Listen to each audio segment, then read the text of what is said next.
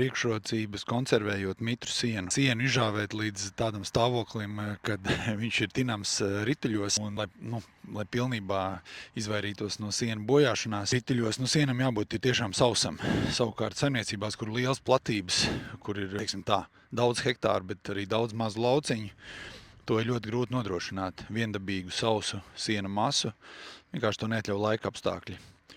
Un tāpēc šajā saimniecībā izmanto mitra siena konservēšanas tehnoloģiju. Papildus priekšrocība ir tāda, ka viņi tagad ar smalcinātāju to mitro sienu, kam ir ap 30% mitrums, sasmalcina ļoti smalki, un pēc tam viņiem atliek to sienu tikai ievietot mikserī un samaisīt vai nu teļu barībā vai govju barībā, cik tas ir nepieciešams, bez papildus pūlēm, bez papildus vajadzības to smalcināt. Tā, lieliski. Plus arī var darbus sākt ātrāk no rīta.